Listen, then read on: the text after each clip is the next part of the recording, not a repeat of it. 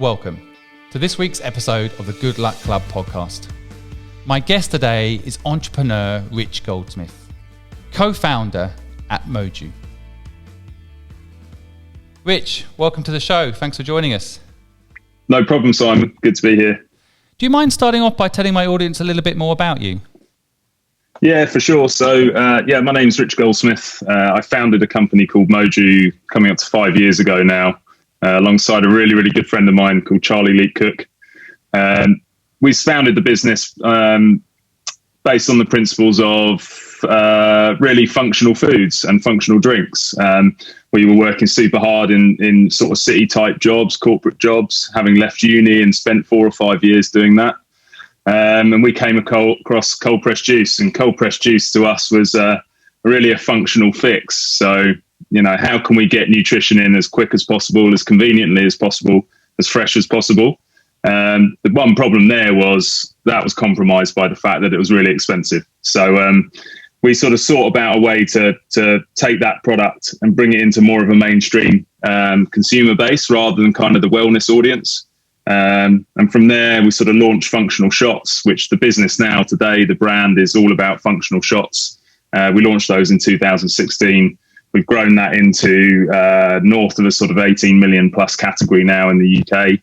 And that has been a really fun ride along the way, a lot of hard work, but we sort of live for the team and the people, and that's such an important part of what we do. So as I say, good to be here, and looking forward to having a chat.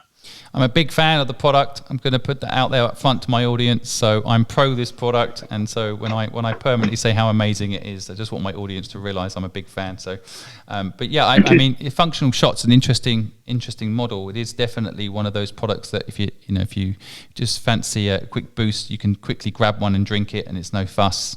So you've done a good job there. I'm fascinated always by people that have started a business and perhaps not necessarily started a business before. So I'm just looking at your resume, which is just kind of so simple. 2015, you quit your job and started this company. And so, what happened? Again, always for my audience, I like them to understand the process of why people start businesses, to inspire them and or scare them. How did it happen exactly? Yeah, so I guess it's always been there for me in terms of wanting to do something and create something for myself. I was always pretty, I guess you would class me as entrepreneurial when I was younger. Always had jobs from paper rounds since I was sort of 13, getting up at crack of dawn and cycling my BMX around the local neighborhood, and always had summer jobs and just grafted really. And that the same goes for my co-founder Charlie. When we left university, it was a case of we followed a very sort of standard path. We sort of left school, went to university. I studied engineering. From there, we kind of got graduate roles, and then I sort of went from a graduate role doing a commercial role for a very large aerospace firm, moved to the city, investment banking job, all the way along, not really getting that energized off it. For sure, didn't find that it really kind of ticked the boxes for me in terms of what I wanted out of life, and I felt that kind of creative spark wasn't really. I didn't manage to kind of express that in the roles I was doing. So it really went from finding a product with a mate and a shared passion with a really good friend of mine, and saying, how do we build a business that we would love to work in, that other people would love to work for, and how do we do it differently from the corporate roles and corporate jobs that we've had before. And that was really the initial spark, I suppose, when people talk about the light bulb moment. And then from there, it was applying what we had learned in our corporate lives and in those roles and the different jobs and the interactions we'd have with people. And one thing it really does teach you is about relationships, the importance of relationships, and fostering really strong commercial relationships with people. And that's something we've definitely brought into MOJU. So that was the kind of transition. But as I said, it was always a bit of a burning desire. So and here we are today, 5 years later. Did you sit down and really plan it? Or was it just kind of like, this is a really good idea, let's just start? How did you get going? No, we did a lot of, without even knowing it, we did a lot of sort of testing of the market, iterating the product, developing the product, and even without knowing it, what we were doing at that point is sort of accelerating that product market fit piece, which tech firms talk about a lot, but actually we were doing that in what we in how we sort of took it to market. So it started off with Charlie's mum's book club, testing the recipes, refining them and honing them. And then we went to sort of music festivals. And, I like to say we were there in the morning, sort of bringing people back from the dead, at music festivals. And and we were trying the product in real life with people and sort of getting that response back. And when you talk food and drink, it's ultimately, that's what it's all about. It's all about that reaction you get from consumers. It's all about what they're looking for in a product. And the only way you can really do that, the best way you can do that when you come from out of industry, is to actually get there right in front of people, and learn like directly from them. So I think that's a really good insight for my listeners there. I mean, you weren't in the drink space before, so I guess by sharing the product with the consumers and listening to consumers' feedbacks, you at the same time learning the industry that way.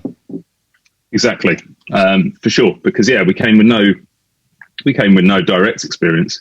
So you can imagine the amount of acronyms in food and beverage. It's like any other industry. It was they're numerous, and we didn't have a clue what half of them meant. And that was one thing. But also just learning the system, the ecosystem of the industry that we were going into, and it takes time. And that really took a couple of years to really get our heads around. But it's like any other role. That's my view. Is it takes 6 months to a year to learn a role for anyone. Totally. And so that was similar for us, really. I think in terms of learning an industry. What I really like about this point, and again, I always want the listeners to pick up on this, is that a lot of people would say, "Oh, I need to go work in a drinks company for years to understand it." But sometimes by going in fresh, first of all, you're not stealing anyone else's insights. You're doing it fresh and new and original, and you can go learn the industry. But because you've come from outside the industry, you're doing it differently, and I think that reflects in your product. By the way, do you think that's a fair statement? Yeah, absolutely. I mean, it's one that definitely, if you look at all of the very successful businesses that have come through, it tends to come from a similar. It gets a little bit cliched, that leaving corporate world and jumping into a new industry, but fundamentally you do come with a fresh approach on stuff. And yeah, I think that probably does reflect in what we've done. If we listen to people, of which there are numerous naysayers, and it's not a malicious, they're not being malicious. They're just often it's because it's because, for example, to your point, they know the industry so well, but they're also ingrained in it's the way they do things is 20 years of like, this is the dogma. So by coming in from outside, you bring a fresh approach. So if we listened to the naysayers, we wouldn't be here today, and we certainly wouldn't have developed the same product that we have. When we first launch so for the audience benefit, functional shots they're essentially they're as close to the purest form of the raw ingredient as possible. So we use things like ginger and turmeric and these really potent natural ingredients, and then we sort of bottle them, keep them as fresh as possible. And the taste profile of those is powerful. They're strong. So if we had listened to people, we probably would have toned that down, because they would have said, the mainstream consumer or the mass market consumer is not going to like that. But we're sort of proving them wrong every single day. So, yeah, I also think another point, you're taking your experience of where you worked before and what you didn't like about it, and trying to build a different culture inside your own business. I was reading about some of the things that you're doing, of course, things like the float tank sessions, which sounds cool. But maybe you can talk a little bit about building culture. Yeah, so building culture for us was, we're really starting to pick up more steam now, I think, as we've started to really understand, as we've got more comfortable in our own skin as well as a business, and that takes time. People, great things take a long time to build, and as we've kind of the last 5 years, we've kind of got more comfortable in our own skin. We understand what we're about. We understand what we stand for as a business. And there is an element of it. It's a high performing culture where we are, and a very supportive one, and one that really looks after its people, but it is quite fast paced. And so the reason we sort of implement the things that we do is to try and make it as comfortable. The parts of the people's day that we try and make it as comfortable as possible, and provide them with things that help to look after more sort of the holistic, their well-being really, so they can do their best work, and sort of enjoy it as they do it. So that's taken us time to kind of iterate and develop and build, and we're at a stage now where, you know, we really focus on. We've got things like we've got, in addition to things like the float tank, which actually has been completely pushed to one side with COVID. But you know, and we used to do sort of a massage for the team each week and things like that, where they could choose their type of massage, could be sports massage or whatever. But then sort of the other bigger things is 2 days a year, sort of paid, where they can go and pursue a passion of theirs, and it might be a passion that's sporting related, but it also could be something where it's more social impact. So they want to do something in the local community, and the guys can get together and do things together as well. So there's those elements, and I think also obviously more recently as well is we've kind of gone to a fully working remote model. That's something that we're going to maintain, not necessarily fully, but definitely really believe in this sort of more hybrid model. Going forward, full flexi time in the business now. You know, we're big believers that if you hire people, you hire them, and you know, trust is there we trust people, and that's what it's about. So we trust them to work to their own schedule at home, and for those sort of more junior and younger coming into the team, what we do there is just provide a bit more of a structure and help them, sort of give them a bit more of a steer of how they can manage their day and time management and things like that. Yeah, again, I always want the listeners to pick up on culture. I think it's one of those things that's so overlooked in building out a business. And one of the things I took when I was reading about what you guys are doing, I really, really liked as well, was this whole idea that you can go and pursue your passion. And so, for example, there's one person in your company who might become a personal trainer. He's learning to be a personal trainer. So maybe he'll leave you and go and do that. And you're encouraging him to do that. So you're not almost like forcing him to work for you. You're encouraging people to follow their passions and their purpose and support them. I think that's just so powerful. And I think resonates within the brand itself. And it's one of the reasons I love the brand.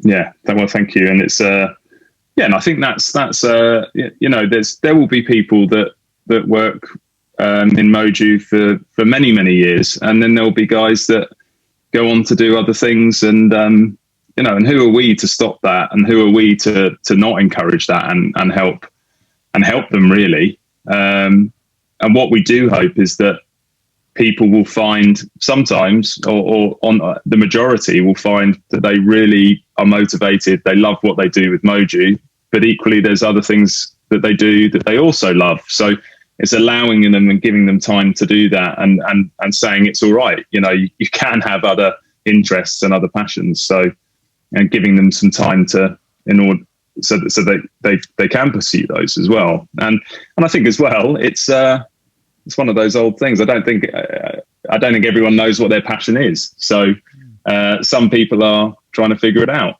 So, you know, we just try and encourage people to find that. And it seems to, as you say, it resonates well, and it's a big part of why we do what we do ultimately. It resonates with me because I'm also trying to help people find their purpose in life, and you know, you're giving people 2 days off a month and some money to help them find their purpose in life. So it's very forward thinking, and I know myself, people might leave the company and have an experience and come back, you know, or they might leave the company, go and just become a consumer. And then they go away and leave the company and go into a company where that company becomes a partner. You know, like there's just so many. But I think a lot of people don't get this. They sometimes build a business and try to keep people working hard, and not thinking about the bigger picture. So it's wonderful to see a company that's doing it. Out of interest, what does success mean to you personally and for the company? What's your yardstick? Success is an interesting one. I'm working on it, sort of a lot of self. I'm working on myself a lot at the moment, because I'm very much I look forward a lot, and it's a double-edged sword because it puts me in a position where because I love product, and so I spend a lot of time looking at what's coming, what I think is where things are trending to, et cetera, et cetera. So that's a real interest of mine, because it's a natural instinct of mine to look forward a lot. And sometimes that means obviously that you're not living in the present here and now and enjoying the here and now. And I think for me, success has, as I've sort of gone through the process, you look to enjoying the journey a lot more, and that's the success.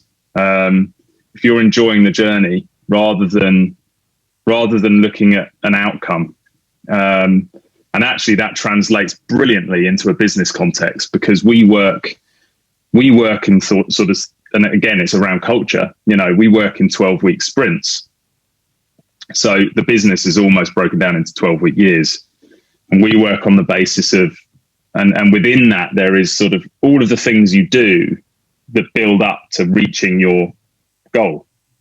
Now, those things that build up to doing that, the lead indicators, as they're called, are ultimately that's the more important thing to be focused on, because if you just focus on the outcome, you don't enjoy the journey there, and you also miss the steps towards it. So I think it translates really well, and so that's what I'm working on. So a roundabout answer of saying I'm now really focused on the journey as much as I can be, and it's the success for MOJU, if we were to talk outcomes, is to create a place and environment where people can really do their best work, sets them up brilliantly for later in life.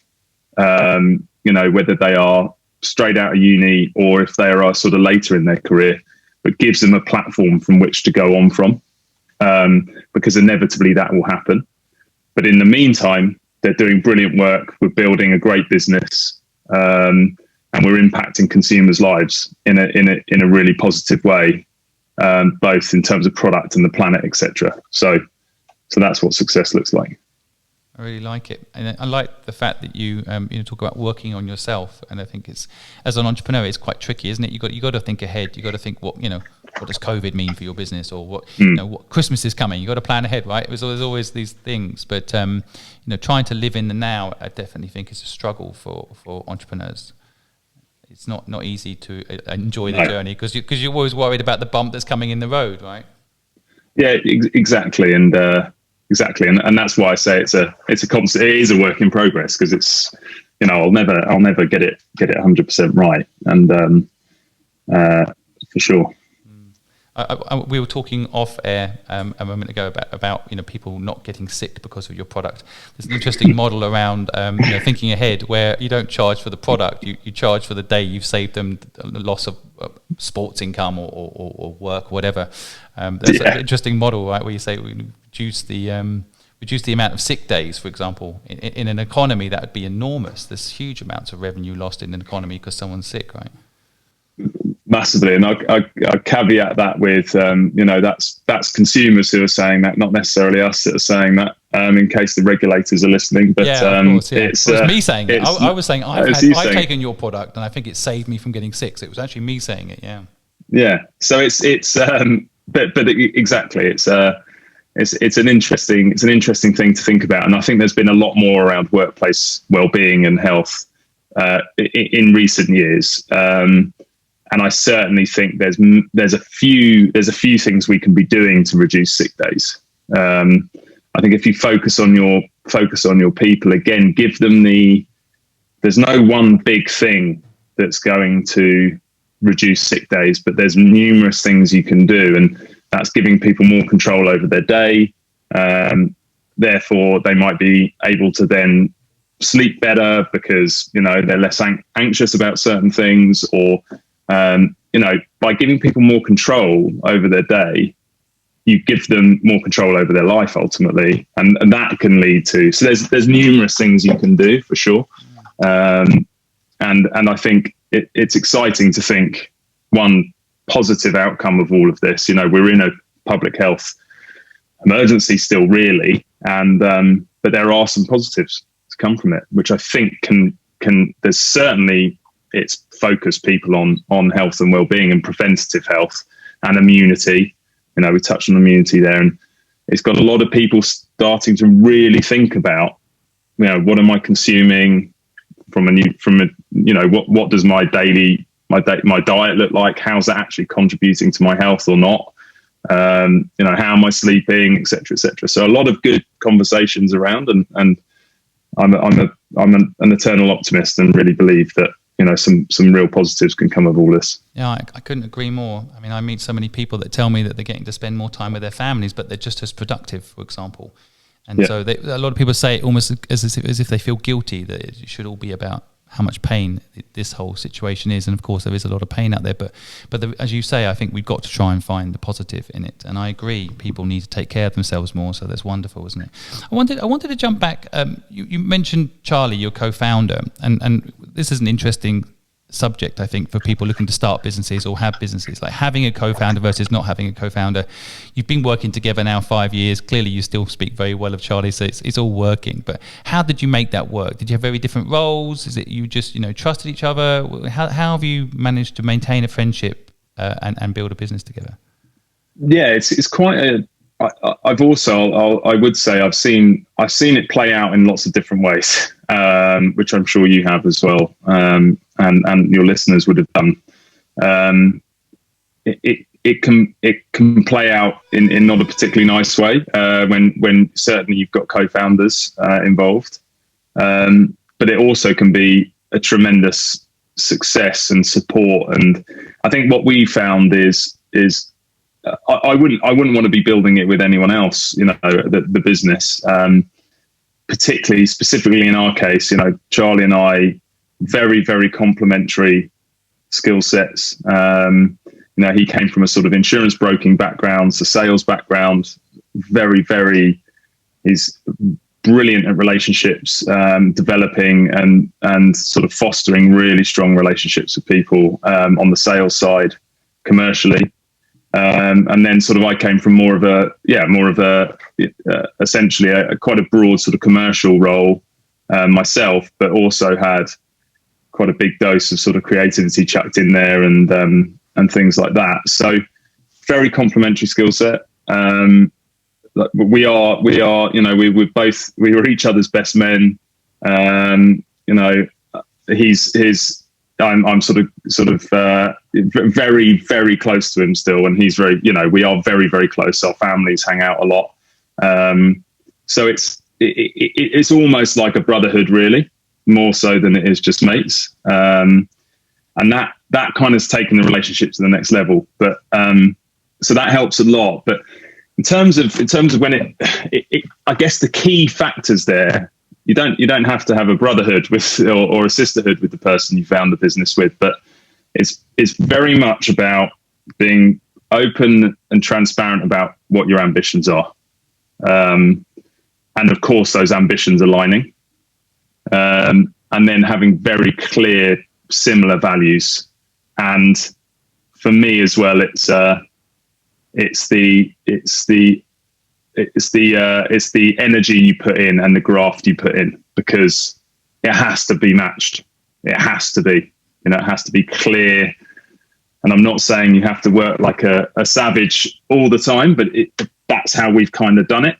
We've outworked people. That's what we'll do, and we'll continue to do it because that's that comes naturally to us. We've really just outworked people. But then that's been a shared responsibility, and it's been very, very throughout. There's been no suggestion that either one of us was sort of slacking, Well, first of all, it's an amazing thing to hear, because it's a bit like marriages these days. You feel like everyone you talk to is getting a divorce and having a difficult times. It's actually nice to hear a partnership turn out to add to the friendship. So congratulations, and you deserve it by the hard work you put into that relationship. I think the thing I love, now I've actually written a book on partnerships, which people don't need to buy now, because you just summed up the answer to it all, which I think ultimately is about having exactly what you said, the same end goal. aligning. I think having moral code alignment. These things you're mentioning, they're the key to a good partnership. So you don't need to buy my book now, folks. You just got it for free, and from Rich, he knows it. And so, absolutely, I couldn't agree more. I mean, the key bit, I think, what I just highlight and make sure you agree with is having different job roles. So you have your own area, and you respect each other's area. You might have an opinion on each other's area, but you let each other have that area. That I was in business with my now wife for 10 years. And so, wow. we got married, so that was how close our partnership was. But the key to it was that, she did the design part and I did the marketing part. And I think, we had an opinion on each other's work, and we had respect for each other to listen, but we didn't interfere. Do you think that's true? 100%. I think that's exactly the same as a marriage as well. I fully respect what my wife is incredible at, and sort of let her get it. Definitely don't stick my oar in. And fundamentally, it goes both ways. So I completely agree. That's vital. But again, for me, it's a bit like the business as a whole, getting to know what it stands for, and it takes time. And I think that also, it will take a little bit of time initially for the founders to really figure out where their strengths lie. And that's almost one of the, when you think of coaching and development of people, that's one of the big things that can take time and people can get frustrated by, and also is a bit uncomfortable sometimes, looking at yourself and trying to figure out where you're strong, where you're not strong. Yep. So it takes time. So true. Yeah. I mean, I think good marriages, the ones that I think have lots of arguments, actually, because you can adjust to each other and understand each other. You can have a healthy argument. I think it's really powerful in business. You can sit down and review each other and improve each other without feeling offense. It's very important. I'm interested, this kind of leads on understanding Charlie. I mean, you clearly probably had that entrepreneurial spirit in you. Was Charlie naturally an entrepreneur? I guess my question is, do you think entrepreneurs are born or bred? I think Charlie was as well, for sure. Probably different upbringing, slightly different upbringing, and different motivations maybe to originally get into it. But definitely had that streak. In terms of born and bred, it's an interesting question because I think so many. You get entrepreneurs from all walks of life. So it wouldn't necessarily suggest that you have to come from a specific upbringing I certainly think that the seed is planted quite early on. So I would say more, it's a combination of the two, but more it's sort of born instinctively, I'd say, in many respects. Because there's one, the instinct. There is an instinct that all entrepreneurs will have. Successful entrepreneurs will have an instinct about things, and then that's coupled with this insatiable drive, tenacity, which I guess can be bred, because I think back and I definitely inherited that from both my parents, but certainly from my dad as well, specifically from my dad because of I just saw his work ethic for 35 years. So that element, I'd say you can certainly breed. Your parents were entrepreneurs? No. So my mum was she was a teacher for many, many years, sort of ended up teaching, sort of leading a special needs unit. And then my dad was he was an engineer as well. So he actually went into the engineering field. So he ended up running a very large mechanical and electrical engineering firm in the UK. So not entrepreneurial as such, but again, I'd caveat that with, he did take leaps of faith in his role, and he was the guy. And I know there's some crossover here. So he sort of took the role that no one wanted in Hong Kong, back in the 80s. And so that in itself, he moved his family over to Hong Kong with, for a role that he knew was going to be a huge mountain to climb, but did that. And then he did the similar thing again, sort of 8-10 years later, moved to the Middle East. So whilst he was in a corporate structure, still there's elements there, of breaking new ground. So I think everyone's got a little bit of entrepreneur in them if they really seek it out. So maybe that comes back to maybe everyone's born with a little bit of it. Yeah, I also think what people's jobs are also impact us. So your mother as a teacher, for example, to me that's also about teaching people leadership. It's about teaching your team how to do stuff, right? That you're getting that from your mother's abilities, right? And then the engineering field, to me, that's creative. Right, that's probably where the creative part of what you're doing comes into play, right? So so it's very interesting, and I really like the point you're making around. I feel what you're translating a little bit what you said there. Purpose can breed entrepreneurship. So I'm sure the Google founders, they're not weren't entrepreneurs naturally. They're seen as a bit geeky, right? But they found this thing that people needed to order the internet, and that purpose bred them into entrepreneurship, and then they hired Eric Schmidt later, right, to help them run the business side of it. But that purpose drives you. So for listeners, I think that's really, really interesting, that point you're making there. But you probably need a natural talent of some sort to hook it onto that purpose. Yeah, I think so. And I do find this quite an interesting one in that I've listened to a few podcasts, and you obviously look at the differences between the UK and the US, and there's almost like full-time entrepreneurs in the US.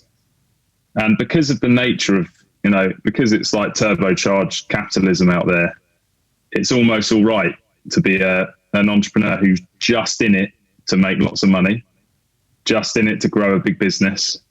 And you get less of that in the UK.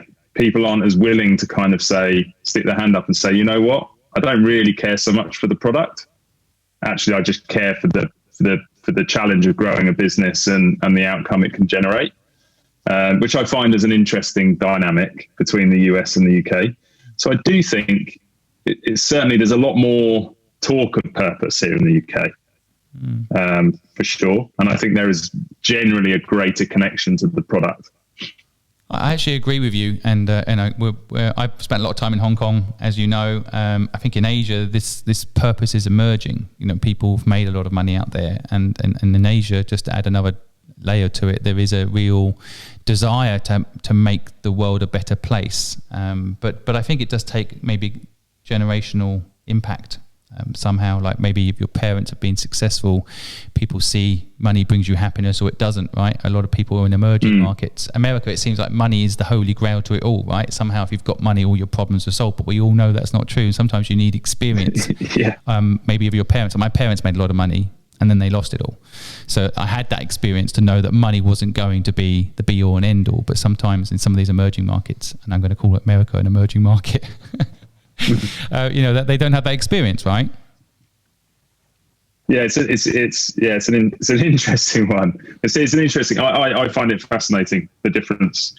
We often talk about specifically the US UK thing, and the difference. Common language, but very very different. And not to say there aren't amazing purpose-driven businesses out there and mission-led businesses, but what I guess I'm saying is that they almost, it's okay to just be upfront with your intentions. Yeah, and it's probably a bit more so than here. No, I agree. It's interesting discussing the cultural differences, because I think with people listening, and I've got a few listeners in America, they might think we don't know America. I mean, I personally spent a lot of time out there, but I think what it is, and what you're saying, which I really find interesting, is if I talk to entrepreneurs in America and podcast hosts that are doing this sort of thing I'm doing in America, most of the message is work, and money will come. That is the general message. You want to be rich, then just work. And I think with your company and what you're saying, what I believe in is actually it's about the journey, right? And that is not talked about enough, right? It is about enjoying the process, having a team that's happy, having a product that makes an impact and makes people's lives better. And I do actually think that that's a good message to export to America. maybe in our new trade deal, we can get that built into our new Brexit deal. But I actually give us chlorinated chicken. Yeah, and we'll give you the meaning of life. It's a good trade, isn't it? But do you, I mean, I'm interested in your view on luck over the last 5 years in the business. Have you had luck? Do you feel like how do you view luck? Luck's a really interesting one for me, because I really believe in putting yourself in the right position, and it's I think that's a major factor, rather than sitting where you are looking for it to come to you. So I think that's one aspect. I think there's so numerous. I don't think I could genuinely not say this is where we've had a lucky break, this is where we've had a bad break, because I think they're so numerous throughout the day. They're kind of like micro wins or micro losses through every single day. That certainly I wouldn't be able to put my finger on one big thing. So I think I believe I'm a bit of a, as I said, an eternal optimist, and also believe in a bit of fate and luck. But I do certainly think if you're proactive and you put yourself in the right position, I think it will come your way more often, for sure. How do you see growing the business going forward? What's the innovation? What's next, do you think? For us, it's we've only really, we're now established. We've done what very few managed to do, which is create a new category essentially, and build it. Despite the external pressure of obviously the very large corporate brands, and we managed to do that. But from this point forward, the reality is that few, in national terms, we've hardly scratched the surface. We're heavily sort of London Southeast. We're nationally distributed, but heavily London Southeast. Loads of headroom for growth for us. And a category that's sort of bucking the trend, where functional shots is growing, everything else is in decline pretty much, particularly in the wider soft drinks category. It's had a really tough year. We're still growing. Functional shots is still growing. We believe it's all of the growth drivers are there, to touch on them: preventative health, immunity, sustainable, sort of more conscious, sustainable mindset of the consumer, looking to buy from brands that they can trust and that they know are authentic about what they do. So there's a number of different growth drivers in addition to those that we believe gives us plenty of headroom for growth in the UK. And then of course there's sort of international markets as well, which we're sort of just scoping at the moment, but we've not sort of rushed to do international yet, because we wanted to be very significant in our domestic market. So if there's any American entrepreneurs out there that want to build something with purpose, then maybe they could reach out and help you with distribution out there. I'll definitely always up for a conversation. Give America a quick hug there. 5 years into the business, I mean, that's quite a significant amount of time. Do you feel like it's gone fast, gone slow, just still at the beginning? How do you feel mentally about it? It's a lot more grey hair. A lot more grey hair. I don't know whether that would have happened anyway. It's gone pretty quick, really. It's been a proper, but then it's one of those that feels like it's gone in a flash, but then I look back and I think of how much we've done and how much we've achieved and the work that's gone in, and the people that we've worked with, and it's actually, it feels like a bit longer then, but it's been, I think the reality is, when you get into what we do, and I'm talking very categories or very industry specific, because if you want to build a real brand with an evergreen brand that will be here in 50, 60, 70 years time, and you want to build something of real substance, it takes time. Like everything great, takes time to build. And it's very specific to what we do. Physical product, tangible product, there's certain constraints around distribution, and, it can only come so quick. Unlike some tech companies that you get where they build brand incredibly quickly and they can scale much, much quicker, which is really interesting, because I think you've seen a lot of venture money go into businesses that are consumer packaged goods businesses, chasing kind of venture returns and venture scale. But what they've all met is that kind of hard stop of, yes, but you're shifting physical product around. It's not got the same scalability as a software business. So it takes time, in short, and so we're here to build, as I said, the right business, a great business. So we're not sort of getting itchy feet at this stage, for sure. We're just and as the business grows and becomes more mature, it becomes a more fascinating, brilliant business to work in. So yeah, excited for what's to come, for sure.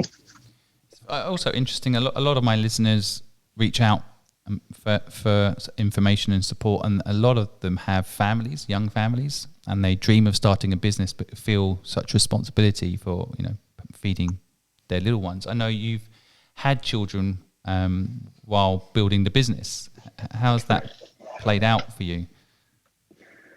Well, it's been amazing in that, but they really are they're everything, really, to me. My family, they're more important than anything. So, but at the same time, you have to balance that with building the business and being distracted and time away. So that's been challenging. But by focusing on them. So things you do make sacrifices, and really for me, the sacrifice has been more my social life, really, with mates, and my mates have been really understanding, but fundamentally don't have much of one, really. But the focus on the family helps to ground me, and hugely grateful, because none of it would be possible without having an amazing partner and wife. No, none of it would be possible. So I can sit here and say that, having kids has been pretty straightforward, but it obviously hasn't, but it's been made a lot easier by having an amazing wife. I think you highlight something else there that's so important for people to pick up on. I think your partner in life is the most important deal you ever do.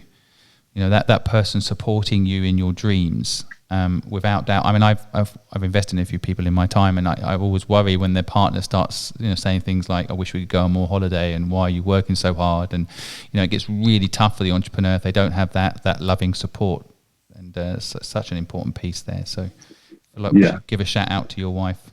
It's awesome. Yeah, for sure. Yeah. Danielle. Definitely a shout out. Whether she would listen to this or not, I'm not sure, but she gets bored enough of my voice anyway. But I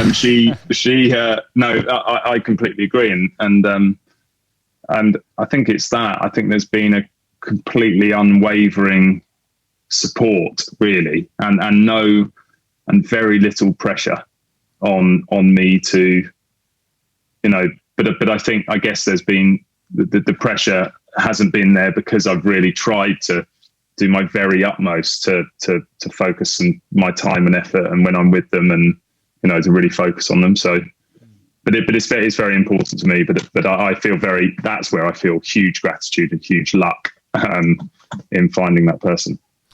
When you quit your job and said you were going to do this business, was everyone in? Was it did you have to convince them of it? Well, I mean, I think I think I'm still not earning what I earned back in the day. That was a stat. I think I'm still well, pretty short of where I was. So, I was doing okay, and very, very lucky to sort of to be in that position. So but it was a fundamentally a big shift and a big change. And for those, to say, people aren't naysayers because they're malicious. They're fearful of what they don't understand and what they don't know. And so that's the majority of people were, of course, saying, "Are you sure?" And frankly, it's a moonshot. You know, we went into, and for those more educated about the space, they were like, "Rich, this is going to be really hard. You want to get into drinks, beverages is probably one of the most competitive, the most competitive categories in that industry." And I said, well, I've never been scared of anything in my life, really, and always up for a challenge. And both Charlie and I are fiercely competitive in a kind of, I like to think, a positive way, with ourselves more than anything. So we were up for the challenge. So so we just sort of went for it, really, and it's just glad it's kind of worked out the way it has so far. Right, it's also that belief, isn't it? I think it's, you only regret in life what you don't do. So I guess if you had this idea, you've got to do it. And another point I want to pick up on what you said, because I want people to feel this, is I think children, and Rich, you can jump in if you agree or don't agree, but I think children, they get energy from you. So if that, you're out there and you're doing something you love, you come back and you're building something that's purposeful, that's helping people, in your case, enjoy their job all the way through to and be healthier. I think that is something really inspiring for your children. And so taking time out to go and do that is just as important as taking time out to spend time with them, right? Yeah, I'd really agree. And I can only, aspire, looking up to my folks in a different way, but it definitely is, it engenders a lot of the sort of, that real formative stuff in kids. So yeah, I think it's definitely a good observation there. My son, I told him today, I'm interviewing an entrepreneur on my podcast show, and he said, "Okay, Dad, I'm off to the zoo. I'll tell you about it later." There was a part of me that was like, "Why? I just want to go to the zoo with you," But yeah, exactly. We've got to do good things, and it's beyond just being there all the time for our kids. And so yeah, it's inspirational to hear you also having that view. I also see a new brand, by the way, a new sub-brand, Moonshots. Let's get that. Moonshots. Let's get that brand on the shelf. That's true. Yeah. I didn't try and chat that in. That wasn't a sneaky one. Yeah, I didn't even think. But like yeah, it. Moonshots. It's probably going to come out next week. You're planning ahead. Yeah, exactly. It's been tainted slightly by our Prime Minister recently with his chat around vaccines. But I didn't see that. He talked about, I think, a vaccination program that was sort of no one's ever seen before, and he called it the Moonshot, I think. So he's gone and ruined that one. Okay, right. No one's ever going to launch a brand called Moonshot now. Okay, good. All right. Look, I could talk to you forever. I just wanted to quickly ask you a couple more questions, and then we'll let you get on with running your business. Your education. How do you feel about education? How's it played a role in your life? I think it probably defined, in as much as sort of corporate working sort of informed how we didn't want to build the business, or taking the best bits and sort of leaving the worst bits behind. I had a really interesting, I basically was that kid at school who was constantly told off for talking in class. Didn't always, was sort of challenging, I guess, challenging teachers as much as I possibly could with questions. And but also just academically just wasn't that interested fundamentally. Until a bit later in school life, I got a little bit better, and then university, I really sort of bucked my ideas up, because I just didn't want to squander it and throw it away. But what I found is I was state educated and found through that system that it was very, very sort of, it was quite dogmatic. We sort of touched on it, sort of that word again, or relatively formulaic in that, you study sciences or sort of the more traditional subjects, and then you look to go into professional services or become a doctor. or an engineer, or there was very little talk at that time of like the creative industries and things like that. So I wouldn't be where I am today if I'd potentially gone down another route. So I definitely don't, there's no regret, or I wish I'd worked harder at school, to be honest, because it would have just been a bit easier if I just applied myself a bit more. But it definitely taught me a lot as well. So that's how I kind of feel about education. I'm not entirely convinced. I think it's I don't think kids are being prepared for the outside world particularly well often.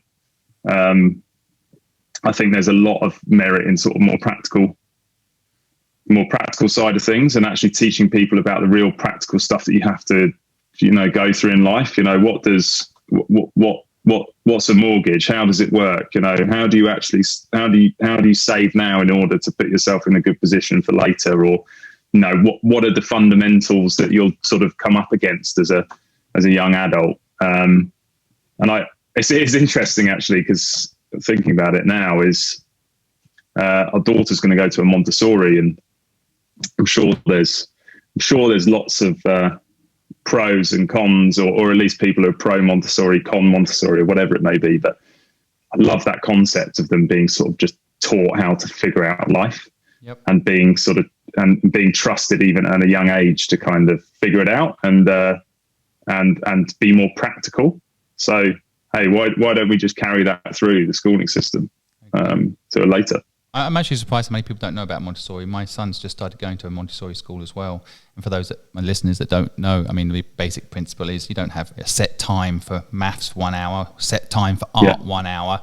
You basically have a room full of stuff, and you can go and do what you love to do, and you can move around that room doing what you love, and you can focus all day on the one thing you love, or you can go and do something else. And I think that is how life should be. And so I couldn't agree with you more. I actually think, what you're talking about there is really, really fascinating. I could probably have you on just talking about education, but the whole drinks industry set in its ways, you come in and do something fresh and new. I think education also needs that. I'm a bit biased right now. My wife's about to launch a subscription box, which is based on the Montessori model. Oh, wow. Trying to bring Montessori to the mainstream, because Montessori still is quite hard to access for a lot of people. So you absolutely agree with you that there's a change there needed, and I agree with you. The kids aren't prepared properly for what's coming, and it worries me a little bit about university in particular, because I feel like there's a pressure to go to university because you're never going to get a job unless you've got it, and then there's the debt that builds up. So I don't know if you have a quick opinion on that. I don't want to.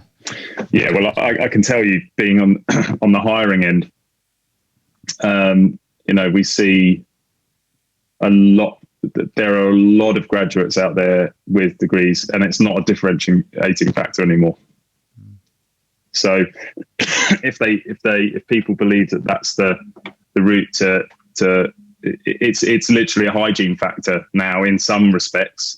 For a lot of employers, we don't just focus on university degrees, because actually we've hired people from out of apprenticeships who are amazing.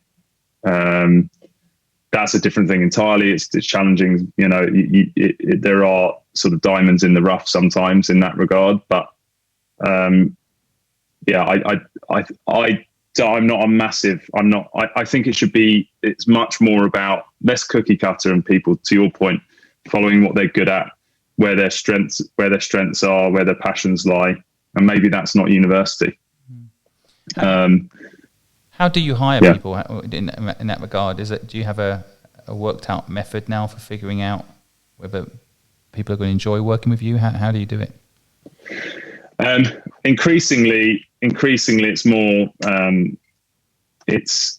it's more values-based hiring, very, very sort of focused on that. So people have to be really very much aligned with how we see the world, and they must share that kind of view. So that's one aspect. But then we've got better at hiring as we've gone. It's another skill, and something we've got better at. Again, not something that we'll ever get completely right, but also just trying to not being too prescriptive. That's something we've been doing more recently, not too prescriptive on university education, for example. So you're sort of casting the net further. And also making sure that we're trying to get people in from different backgrounds. So you've got that, we don't therefore just hire out of red brick unis, and therefore if you're hiring just out of red brick unis, more often than not, you're hiring a certain type of person from a certain background of a certain race. and that's a problem. So that's something that we're trying to address by, as I say, just casting the net a lot further, but also we will be looking to build sort of closer relationships with the places and institutions that we can get access to talent, basically that don't kind of fit that mold of the red brick uni. Well, it's wonderful to hear as well, fresh thinking on recruitment in that regard. I think it's definitely needed. So just ending the podcast, I'd love to ask you, if you went back to your younger self, Rich, and gave some advice, what would it be? Oh, God. What would it be? I'd probably say enjoy the moment a bit more. Enjoy the moment a little bit more, and almost try and communicate and articulate that feeling of when you really work super hard for something and you achieve it. Because that's what I was kind of lacking when I was in my school years, actually, that application of effort and the amazing feeling that you get from when it comes off,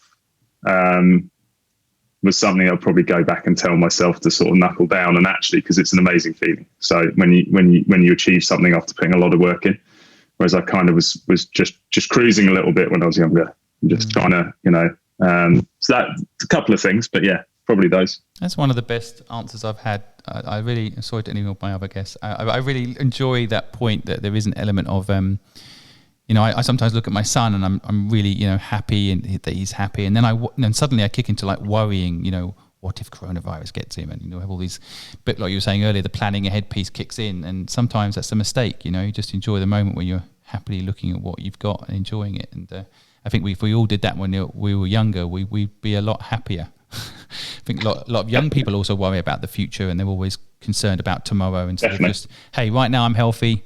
My parents are healthy. I've, life's okay, and just enjoying that moment. And so good advice. Thank you for sharing it. I'm going to quickly sum up some of the things that I've taken away from this. I think great things take time to build. Definitely sits with me as so true. And I want people to take that home and remember, whatever you dedicate to, it's not build it, sell it, move on. It really is, a lifestyle choice. It's not a tactic. And I like that a lot, that whole great things take time to build. I think this find your passion and take time out to do that is also golden advice. It's just so true. And I think for a lot of people that are like, what's my purpose? Well, sometimes people don't give themselves the time to figure it out. And certainly the passion part, as you find the passion part is so important to take time out to do that. So thank you for enabling your team to do that, and thank you for that advice. Enjoy the journey, which we've mentioned quite a few times, and I kind of appreciate the moment a little bit more, as you put it. I really like that too. So Danielle, you rock. Just make sure we maybe she'll listen, but awesome. Everybody I guess needs a Charlie in their lives. If it's a business partner or a friend, you're very lucky, and that's awesome. Absolutely. That's so wonderful to hear. And I do think that we need to think about Neptune shots, maybe then moonshots at the end. But once in your life, you got a moonshot. You got it once in your life. You got to go for it, and you've gone for it. And so, pleasure to have you on the show. Pleasure to hear your story, and thank you for sharing your insights with us, Rich. Cheers, Simon. It's been an absolute pleasure. Thank you very much for having me. Thank you for listening to today's show. I hope you found Rich's insights useful. I know myself personally, as an entrepreneur since the age of 15 years old, sitting down and talking to people like Rich, I learned quite a lot, so I hope you did too. If you found what he had to say useful, then do me a favour, go onto his social media and give his company a like. Doesn't take much, but it would mean the world to me, and I'm sure Rich and his team would appreciate it. You can go a step further, of course, and go out and try one of his amazing drinks. That's what I'm going to do now. I want to thank you for taking the time to listen to the Good Luck Club podcast today. We know you have thousands of podcasts you could be listening to, and you take the time out to listen to ours. We feel exceedingly grateful.